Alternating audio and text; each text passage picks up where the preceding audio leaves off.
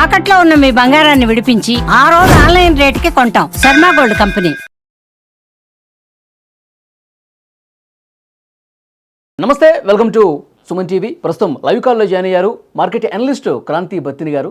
సార్తో మాట్లాడదాం. సార్ నమస్కారం. నమస్తే అలీ గారు. క్రాంతి గారు, ఎప్పుడూ చూడని విధంగా అసలు హిస్టరీలోనే ఎప్పుడూ జరగల ఈ బంగారం వెండి ఈ స్థాయిలో ఒడిదుడులకు గురవటం. ఒక్క రోజులోనే 10,000, 20,000 ఈ విధంగా కొలాప్స్ అయిపోతుంది.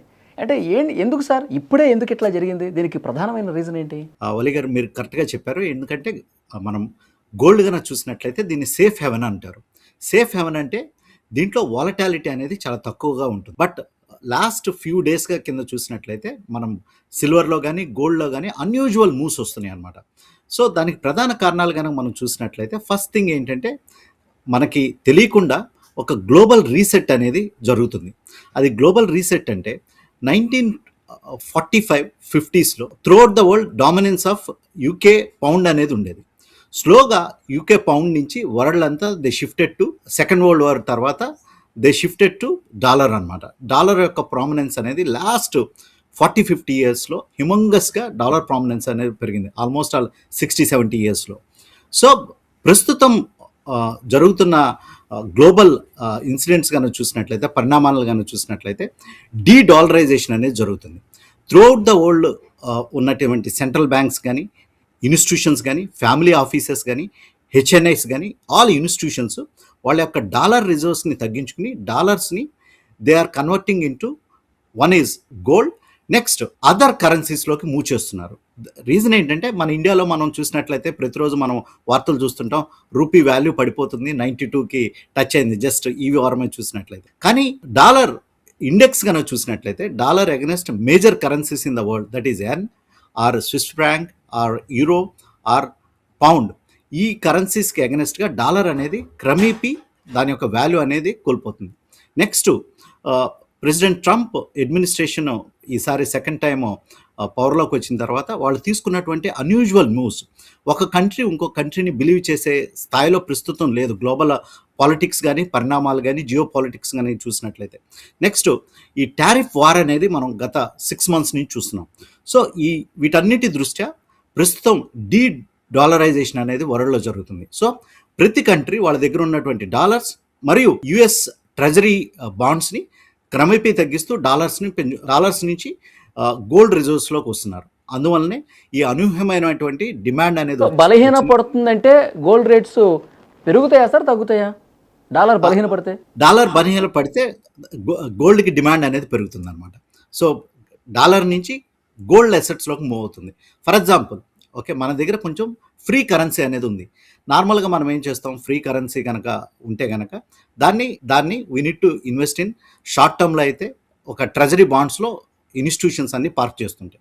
నెక్స్ట్ మన RBI reserve bank of India ఉందంటే మన దగ్గర ఉన్న రిజర్వ్స్ని కొంత భాగం గోల్డ్లో, కొంత భాగం ఫారెన్ కరెన్సీస్లో, విదేశీ మారక ద్రవ్యంలో ఉంచుతాయి, ఫారెన్ ఎక్స్చేంజ్ రిజర్వ్స్లో ఉంచుతాయి. సో ప్రస్తుతం ఈ డీ డాలరైజేషన్ జరుగుతున్న దృష్ట్యా, అంటే డాలర్ యొక్క ప్రభావం అనేది క్షీణిస్తున్న దృష్ట్యా వీఆర్ ఆల్సో, మన రిజర్వ్ బ్యాంక్ ఆఫ్ ఇండియా కూడా ఈ సంవత్సరం మనం చూసినట్లయితే సమ్వేర్ అరౌండ్ 3.8 tons గోల్డ్ని పర్చేజ్ చేయడం మనం చూస్తున్నాం. లాస్ట్ వీకే పోలాండ్ సెంట్రల్ బ్యాంక్ కూడా గోల్డ్ని పర్చేజ్ చేసి చూస్తున్నాం. అట్లా ప్రతి దేశం యొక్క సెంట్రల్ బ్యాంక్స్ గోల్డ్ని పర్చేజ్ చేయడం వలన ప్రస్తుతం గోల్డ్ యొక్క డిమాండ్ అనేది పెరిగింది. నెక్స్ట్ ఏంటంటే ప్రస్తుతం మనం చూసినట్లయితే లాస్ట్ 3-4 years నుంచి మనం యుక్రెయిన్ అండ్ రష్యన్ వార్ చూసాం. తర్వాత ఇమీడియట్గా మనం మిడిల్ ఈస్ట్లో నెలకొన్నటువంటి టెన్షన్స్ చూసాం. లాస్ట్ వీకే 3-4 days బ్యాకే ప్రెసిడెంట్ ట్రంప్ చేసినటువంటి ఒక ట్వీట్ కానీ, ఒక స్టేట్మెంట్ కానీ, మేము ఇరాన్ని అటాక్ చేయబోతున్నాం అనేటువంటి న్యూస్ రావడంతో ఈ జియో పాలిటిక్స్ అన్సర్టనిటీ అనేది పెరిగిపోతుంది. అందువలన ప్రస్తుతం మనం చూసినట్లయితే ప్రతి ఒక్క ఇన్వెస్టరు వారి యొక్క సేవింగ్స్ని ఎసెట్ అలొకేషన్స్లో గోల్డ్ యొక్క అలొకేషన్ని పెంచుతున్నారు. అందువల్లనే ప్రస్తుతం మనం ఇంత డిమాండ్ రావటం, అంతేకాకుండా లాస్ట్ ఫ్యూ డేస్ కనుక చూసినట్లయితే చాలా స్పెక్యులేటివ్ యాక్టివిటీ అనేది మనం చూస్తున్నాం. అంటే ఒక ఫ్రింజీనెస్ అనేది సిల్వర్ అండ్ గోల్డ్లో ఉంది. సో అందువల్లనే ఇటువంటి ఒడిదుడుకుల్ని ఇంత వాలటాలిటీని మనం ప్రస్తుతం చూడటం జరుగుతుంది. ఓకే. సార్ ఇప్పుడు గోల్డ్ మీద ఇన్వెస్ట్‌మెంట్ చేయాల్సినటువంటి పరిస్థితి ఉందా అంటారా? అంటే కొనాలి అనుకున్న వాళ్ళు కొనొచ్చు అంటారా? లేదంటే ఆగటం బెటర్ అంటారా? అంటే 2 థింగ్స్ ఇక్కడ మనం చూడాలి వలి గారు. ఒకటేంటంటే నేను ఇన్వెస్టర్‌నా? స్పెక్యులేటర్‌నా? అంటే ఈ షార్ట్ టర్మ్‌లో గోల్డ్ పెరుగుతుంది, సిల్వర్ పెరుగుతుంది అని మన మీడియా చూసి లేకపోతే పక్కింటి వాళ్ళు చెప్పి, లేకపోతే అరే ఈ టైంలో మనం సిల్వర్, గోల్డ్ కొనకపోతే ఎటో ధరలు వెళ్ళిపోతాయి. మా చిన్నప్పుడు 5,000 చూసాం, 10,000 చూసాం. ఇప్పుడైతే లక్షల్లోకి వెళ్ళిపోయింది. ఇంక కొనలేమని ఒక ఫోమో అంటారు. అంటే fear of missing out. So అటువంటి ఫోమో ఉంటే గనక ఓకే తొందరపడుతుంటారు. నార్మల్‌గా రిటైల్ ఇన్వెస్టర్స్ యొక్క కన్జ్యూమర్స్ యొక్క బిహేవియర్ ఎట్లుంటుందంటే మనకి ఆకాశంలో కనపడితే కానీ బయలుదేరమనమాట.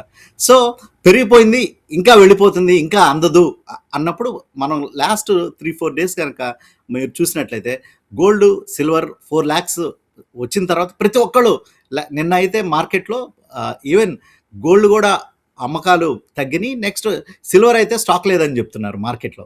సిల్వర్ బార్స్ కానీ సిల్వర్ ఐటమ్స్ కొనాలన్నా. సో అటువంటి ఫ్రింజినెస్ వచ్చింది.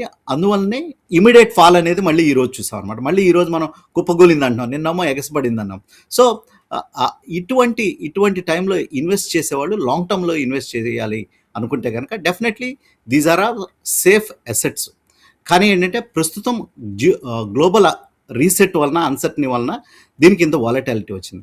సో కొనాలనుకునే వాళ్ళు, ఇన్వెస్ట్ చేయాలనుకునే వాళ్ళు డెఫినెట్గా ప్రస్తుతం వచ్చినటువంటి డిప్లో ఒక స్టాగర్డ్ మేనర్లో కొనాలి. అంటే స్టాగర్డ్ మేనర్ అంటే ఫర్ ఎగ్జాంపుల్ నేను ఒక 1 lakh రూపీస్ ఇన్వెస్ట్ చేయాలనుకుంటే కనుక ఒక 10,000తో, ఒక 15,000తో, ఒక 15%తో స్టార్ట్ చేయొచ్చు. మళ్ళీ డిప్స్ని, మళ్ళీ ఒక మూమెంట్ని కనుక చూసినట్లయితే ఆ రకంగా మనం ఇన్వెస్ట్ చేయొచ్చు. నెక్స్ట్ మనం ఈరోజు సిల్వర్, గోల్డ్ గురించి మాట్లాడుకుంటున్నాం. మీరు ఇంకా బేస్ మెటల్స్ కనుక చూసినట్లయితే కాపర్ లాస్ట్ 1 monthలో 40% కాపర్ పెరగటం మనం చూస్తున్నాం. సో గ్లోబల్ అన్సర్టనిటీ మూలాన ఈ మనీ అనేది ఫిజికల్ అసెట్స్లోకి మూవ్ అవుతుంది ఫ్రమ్ ఫినాన్షియల్ అసెట్స్ అనమాట. కాపర్ కనుక చూసినట్లయితే 16 years తర్వాత కాపర్ ప్రైసెస్ పెరగటం మనం చూస్తున్నాం. నార్మల్గా సిల్వర్ అండ్ గోల్డ్ని కమోడిటీస్ అంటారు. కమోడిటీస్ ఎప్పుడు ఒక సిక్లికల్గా మూవ్ అవుతుంటాయి దాని యొక్క ప్రైస్ మూమెంట్. ప్రస్తుతం చూసినట్లయితే ఇది ఒక లాంగ్ సిక్లికల్ మూమెంట్. ఇటువంటి మూమెంట్ మనం 50 years తర్వాత ఇంత మూమెంట్ మనం చూస్తున్నాం. సార్ ఇప్పుడు ట్రంప్ తీసుకున్న నిర్ణయాలు కావచ్చు, ప్రపంచవ్యాప్తంగా ఉన్నటువంటి ఈ పరిస్థితులు కావచ్చు, దీని మీదే గోల్డ్ రేట్ అనేది బేస్ అయి ఉంది. ఇప్పుడు చరిత్రలో ఎప్పుడూ చూడనటువంటి పతనం చూసినటువంటి నేపథ్యంలో నెక్స్ట్ ఏం జరగబోతున్నది కూడా ఒక అంచనా కడితే, అంటే ఈ పరిణామాలు ఇట్లాగే కొనసాగితే ఇంకా డౌన్ అయ్యే అవకాశం ఉందా? 1,30,000, 1,20,000 ఇట్లా వచ్చే అవకాశం ఉందంటారా? అంటే మనం చూసినట్లయితే గోల్డ్ ప్రైస్ కనుక చూసినట్లయితే లాస్ట్ 1 yearలోనే ఆల్మోస్ట్ 100% పెరిగింది వైటీడీ. సో ఇట్లా 50 years తర్వాత 100% గోల్డ్ పెరగడం మనం చూస్తున్నాం. నార్మల్గా అయితే గోల్డ్ ఒక కాంపౌండెడ్ రిటర్న్ 60-70 years కనుక చూసినట్లయితే 3-4% వాలటాలిటీ ఉంటుందన్నమాట. అందుకే దీన్ని ఫిక్స్డ్ హెవెన్ అంటారు. నార్మల్గా మనది ఎవరైనా పెద్దవాళ్ళు కానీ ఎవరైనా నేను స్టాక్ మార్కెట్లో ఇన్వెస్ట్ చేస్తున్నానంటే నార్మల్గా చెప్తాం, బాబు స్టాక్ మార్కెట్లో చాలా వాలటాలిటీ ఉంటుంది, ఒకరోజు పెరుగుతుంది, ఒకరోజు తగ్గుద్ది, అందువల్ల స్టాక్ మార్కెట్ ఎవరికి సూట్ అవ్వదు, వాలటాలిటీ అనేది ఎక్కువగా ఉంటుందని. వేరే గోల్డ్ కొంటున్నామంటే కొనుబాబు అని చెప్తారు ఎవరైనా సరే. But last 6 months or last 10 days పరిణామాలు, 15 days పరిణామాలు కనుక చూస్తే కనుక స్టాక్ మార్కెట్ కంటే ఎక్కువ వాలటాలిటీని గోల్డ్ అండ్ సిల్వర్లో చూడటం మనం చూస్తున్నాం. నిన్న 50,000 పెరిగి ఈరోజు 50,000 తగ్గడం అనేది ఇది చాలా అరుదుగా జరుగుతుంది. అందుకే నేను చెప్తున్నాను వరల్డ్లో గ్లోబల్ రీసెట్ అనేది జరుగుతుంది. నెక్స్ట్ మీరు అడిగారు చాలా చక్కటి క్వశ్చన్, ఏ రకంగా ఈ పరిణామాలు ఉంటాయని. In case global geopolitical worries కనుక పెరిగినట్లయితే, అంటే ఇన్ కేస్ ఏదైనా వార్ దిశగా ప్రపంచం మూవ్ అయినట్లయితే డెఫినెట్గా మళ్ళీ గోల్డ్లో రేటు మళ్ళీ పీక్ రేటుకి వెళ్ళడానికి అవకాశం ఉంది. లేదు కొంచెం ఈ గ్లోబల్ వర్రీస్ కనుక సద్దుమణిగి ట్రంప్ తీసుకున్న నిర్ణయాలతో యుఎస్ ఎకానమీ ప్రస్తుతం ఒక డాలర్ స్ట్రెంగ్థన్ కనుక అయితే కనుక మళ్ళీ గోల్డ్ ప్రైసెస్లో ఒక కన్సాలిడేషన్ రావడానికి అవకాశం ఉంది. కొంతవరకు తగ్గి మీరు స్టార్టింగ్లో డీడాలరైజేషన్ గురించి చెప్పారు. అంటే అది సవ్యంగా అది ప్రక్రియ పూర్తయ్యే పరిస్థితి ఉంటుందంటారా? ఎందుకంటే అమెరికా అంత ఏమీ చేతులు పడుచుకొని కూర్చునే పరిస్థితి ఉండదు కదా, డాలర్ని బలహీనపరుచుకునే పరిస్థితి ఉండదు కదా. అలా జరుగుతుంటే కనుక వాళ్ళ చర్యలు వాళ్ళకు ఉంటాయి కదా. డెఫినెట్లీ మీరు చాలా మంచి ఇంట్రెస్టింగ్ క్వశ్చన్ అనేది అడగడం జరిగింది. ఎస్, అమెరికన్ అడ్మినిస్ట్రేషన్ చేతులు ముడుచుకుని అయితే కూర్చోదు. కానీ ఏంటంటే తెలియకుండా లాస్ట్ 10-15 ఇయర్స్లో అంటే 2008 తర్వాత అమెరికా యొక్క డెట్ అనేది వాళ్ళ జీడిపి కంటే విపరీతంగా పెరిగింది. అమెరికా యొక్క జీడిపి $30 ట్రిలియన్ అయితే, అంటే వాళ్ళ యొక్క total gross domestic product, debt వచ్చేసేసి జీడిపి నుంచి విపరీతంగా పెరిగిపోయింది, విచ్ ఈజ్ అన్మేనేజబుల్ పరిస్థితిలో ఉంది. సో అందువల్లనే ఈ డాలర్ డీడాలరైజేషన్ అనేది ప్రస్తుతం జరగడం మనం చూస్తున్నాం. నెక్స్ట్ అమెరికా కావాలనుకుంటే లాస్ట్ 2008 నుంచి క్వాంటిటేటివ్ ఈజింగ్ అనేది జరిగింది. అంటే వాళ్ళ అవసరాలకు మించి, నెక్స్ట్ వాళ్ళ దగ్గర ఉన్నటువంటి రిజోర్స్ని మించి డాలర్స్ని ప్రింట్ చేయడం జరిగింది. సో అందువల్లనే ఈ ప్రామినెన్స్ అనేది పెరుగుతుంది. నెక్స్ట్ ఈ టారిఫ్ వరీస్తో ప్రస్తుతం డీడాలరైజేషన్ ఎందుకు వస్తుంది అంటే, ప్రస్తుతం నేను అమెరికాకి ఏదైనా ఎక్స్పోర్ట్ చేయాలనుకుంటే కనుక it's a free country, it's a capitalistic country.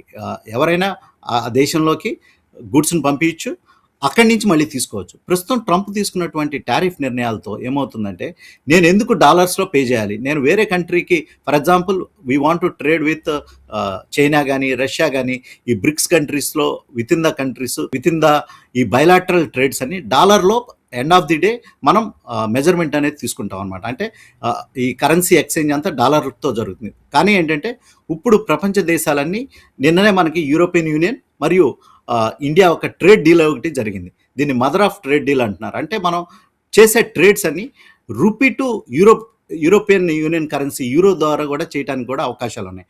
అందువల్ల మధ్యలో డాలర్ క్వశ్చన్ అనేది ఉండటానికి అవకాశం లేదు. అందువల్ల యుఎస్ ప్రామినెన్స్ అనేది తగ్గిపోతుంది. అందువల్ల ఈ డాలర్ మీద డీడాలరైజేషన్ జరుగుతుంది, డాలర్ యొక్క ప్రామినెన్స్ పెరుగుతుంది. బహుశా చూడాలి అమెరికా ఏ రకంగా దీన్ని తిరిగి మళ్ళీ స్ట్రెంగ్థెన్ చేసే విధంగా చేస్తుందో చూడాలి.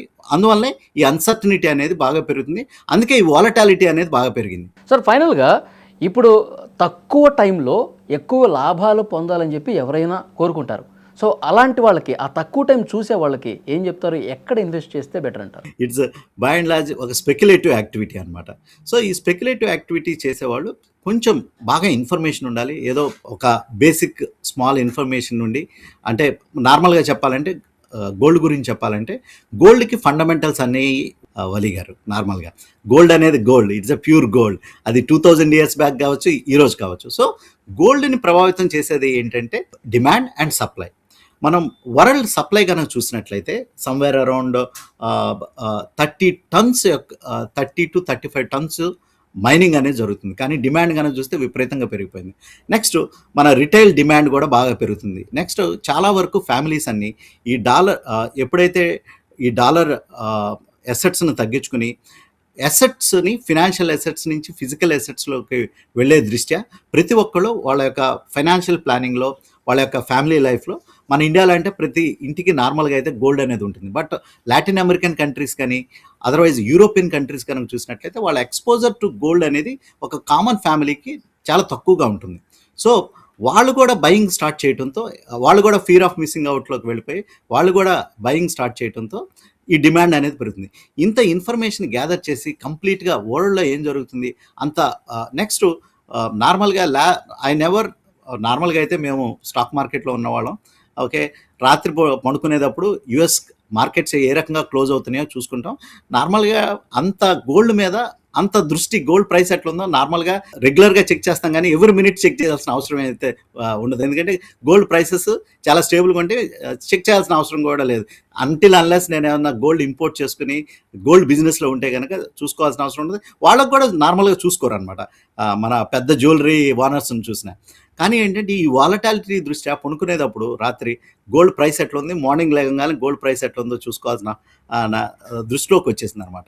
సో స్పెక్యులేటివ్ యాక్టివిటీ చేసేవాళ్ళు ఇన్ఫర్మేషన్ గ్యాదర్ చేసుకుని ఒక స్ట్రిక్ట్ స్టాప్ లాస్. పడిపోయింది కూడా నామమాత్రంగానే చూడాల్సిన అవసరం ఉందా, మళ్ళీ పెరగటం కోసమే భావించాల్సిన అవసరం ఉంది కదా? యా, అంటే మనం ఇప్పుడు చూసినట్లయితే ఎక్కడి నుంచి పెరిగిందో మనం చూస్తున్నాం. ఇట్ ఈజ్ పెరిగింది 100%, తగ్గింది 10%. సో దీన్ని సాధారణంగానే చూడాలి. ఎందుకంటే ఏదైనా వర్టికల్గా మొన్న 2-3 రోజుల క్రితం కొన్న వాళ్ళు కూడా అరే ఏంది 2 daysలో ఇంత పడిపోయింది, అనవసరంగా కొన్నామా అన్న ఫీల్ అయ్యే వాళ్ళకి ఏం చెప్తారు? ఒకసారి పీక్లో వర్టికల్గా ఎంటర్ అయిన అండ్ వర్టికల్గా పెరిగినప్పుడు ఎంటర్ అయ్యే వాళ్ళకి ఈ రిస్క్ అనేది ఏదైనా అసెట్ క్లాస్లో ఉంటుందండి. అది మోస్ట్ ఆఫ్ ద అసెట్ క్లాసెస్లో. సో గోల్డ్ ఒక సేఫ్ అసెట్స్ కాబట్టి బాధపడాల్సిన అవసరం లేదు. ఓకే, ఇంకా కొంచెం డౌన్ అయితే గోల్డ్ని స్లోగా లాంగ్ టర్మ్ కోసం అక్యుములేట్ చేసుకోవచ్చు. ప్రాబ్లం ఏమొస్తుందంటే నేను ఈ వారం కొని నెక్స్ట్ వారం అమ్మేద్దామని ఎవరి దగ్గర డబ్బులు తీసుకొచ్చి ఇన్వెస్ట్ చేసి మళ్ళీ ఆబ్లిగేషన్తో అమ్ముదామని స్పెక్యులేటివ్, అంటే వీటిని లివరేజ్డ్ పొజిషన్స్ అంటారు. ఈ కొంతమందిలో లివరేజ్ ఇదే డౌట్ ఉంది సార్, ఎందుకంటే ఇంకా తగ్గిపోతుందా, ఇప్పుడు 160 ఉంది, 150, 140 అట్లా తగ్గిపోతుంది, ఇప్పుడు అమ్మేసుకోవడం బెటర్, నష్టం తక్కువ చేసుకోవడం బెటర్, ఇలా ఆలోచిస్తారు కొంతమంది. సో ఈ స్పెక్యులేటివ్ యాక్టివిటీస్ చేసేవాళ్ళు జాగ్రత్తగా ఉండాలి. ఎందుకంటే ఏదైనా అసెట్ క్లాసు 100%, నేను చెప్తున్నా కదా, 50 years తర్వాత ఒక రోజులో 100%, ఒక 1 yearలో 100% పెరిగింది. మీరు సిల్వర్లో చూస్తే ఇంకా వాలటాలిటీ అనేది చాలా ఎక్కువ ఉంది గోల్డ్ కంటే. చాలా వరకు స్పెక్యులేటివ్ యాక్టివిటీ ప్రస్తుతం నాకు దగ్గర ఉన్న ఇన్ఫర్మేషన్ అయితే గోల్డ్ కంటే సిల్వర్లో ఎక్కువ స్పెక్యులేటివ్ యాక్టివిటీ అనేది లాస్ట్ 1 monthగా నడిచింది. సో నిన్న మార్కెట్లో చూసినట్లయితే బాంబే మార్కెట్లో సిల్వర్, ఫిజికల్ సిల్వర్ అనేది లేదు, అంతా స్టాక్ అవుట్ ఆఫ్ స్టాక్ అంటున్నారు. సో ఓవరాల్గా చూసినట్లయితే ఇప్పుడు మనం ఫిజికల్ సిల్వర్లో ఇన్వెస్ట్ చేయొచ్చు, లేదా డిజిటల్ ఫామ్లో ఎక్స్చేంజ్ ట్రేడెడ్ ఫండ్లో ఈటీఎఫ్లో కూడా ఇన్వెస్ట్ చేయొచ్చు. ఇన్వెస్టర్స్ ఫిజికల్గా కానీ లేదా ఈటీఎఫ్ ద్వారా ఇన్వెస్ట్ చేయొచ్చు. ఒక లాంగ్ టర్మ్లో మనం చూసినట్లయితే మళ్ళీ తిరిగి రీబౌండ్ అవడానికి అవకాశం ఉంది. ఒక వర్టికల్గా మూవ్ అయింది కాబట్టి కరెక్షన్స్ అనేది సర్వసాధారణంగానే మార్కెట్లో మనం ప్రస్తుతం చూడాలి. చాలా బాగా చెప్పారు sir, thank you very much Kranti గారు. థ్యాంక్ యూ అండి, ధన్యవాదాలు.